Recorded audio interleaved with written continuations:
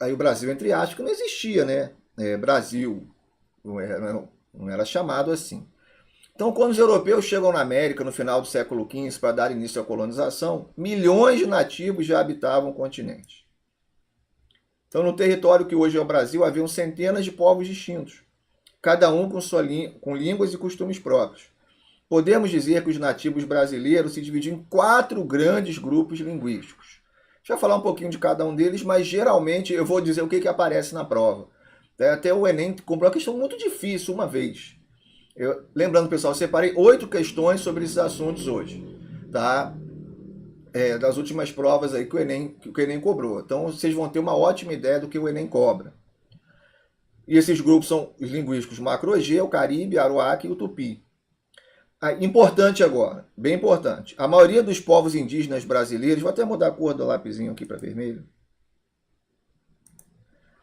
A maioria dos povos indígenas brasileiros eram caçadores-coletores, ou seja, nômades. Isso cai na prova. Quem acompanhou na aula que fizemos semana retrasada, introdução à história geral, falamos, né, do nomadismo, caça e coleta. Mas diversos chegaram a praticar agricultura, principalmente com o uso de queimadas, quando queima-se o solo para deixá-lo mais fértil, tornando-se semi-sedentários. Então, pessoal, é importante isso aqui também. Isso é muito mais importante do que guardar o nome dos grupos linguísticos. Tá?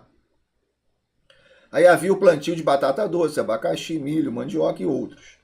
A produção era de subsistência, isso é importante. Olha só, tem 3 coisas que eu vou falar aqui que já possíveis questões prova e já caíram.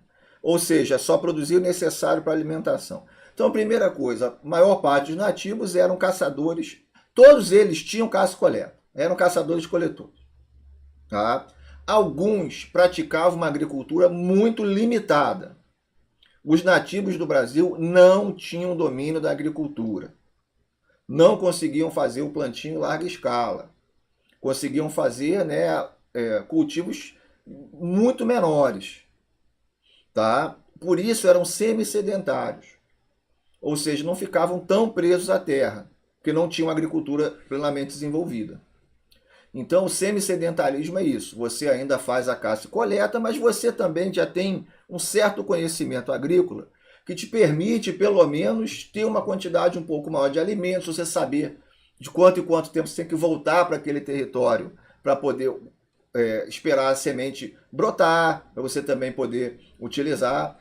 Então, isso é importante. Então, existiam, sim, alguns povos nativos do Brasil que tinham ideia da agricultura, mas não era uma agricultura plenamente desenvolvida, tá?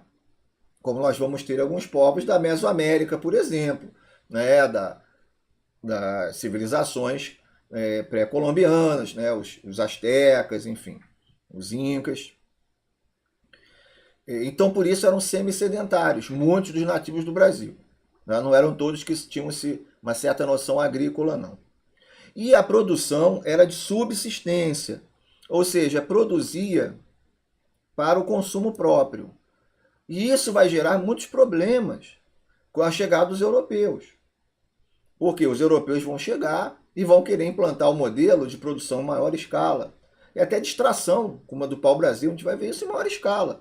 E os indígenas eles não vão entender, não vão ter interesse nisso.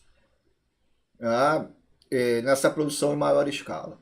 E isso vai depois que os europeus vão... De início não há uma escravidão indígena, logo depois há a ideia da escravização do índio, a gente vai ver isso na aula de Brasil colonial. Tá? E isso vai gerar atrito. São tipos de pensamento diferentes em relação à questão do produto, do uso do produto. O português quer levar o máximo possível daqui para levar para a Europa, enquanto o nativo ele produz aquilo que ele vai utilizar. E há uma divisão por gênero aqui. Isso também pode cair na prova. Os homens tinham a função de caçar, pescar, preparar a terra para o plantio e participar de guerras.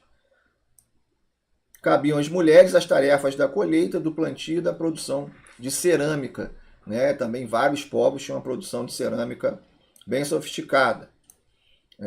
povos nativos aqui do Brasil, ok?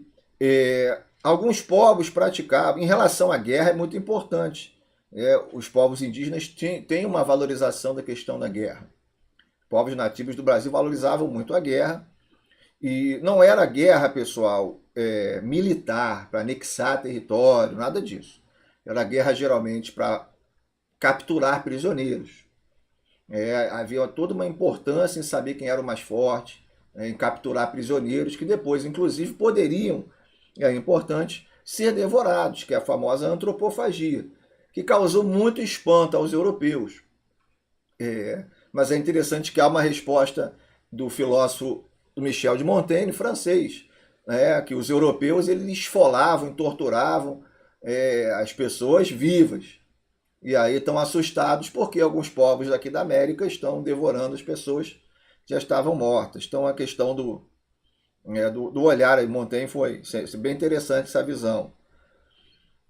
Então alguns povos praticavam antropofagismo, ou seja, comiam a carne humana. Mas, pessoal, esse ato da antropofagia era um ritual, onde havia todo um preparo. Não era você ficar comendo carne humana todos os dias, o dia inteiro, não era isso. E geralmente está ligado a você ingerir a energia, as forças vitais do guerreiro que foi derrotado. E há relatos, inclusive, muitos relatos, de que quem era capturado e era devorado se sentia honrado. Muitos nativos que eram devorados se sentiam honrados, porque era dada a importância a eles. Geralmente eles ficavam até um tempo morando na aldeia de quem o capturou, podia até fazer uma espécie de casamento, enfim. Então era todo um ritual para isso. Isso é importante.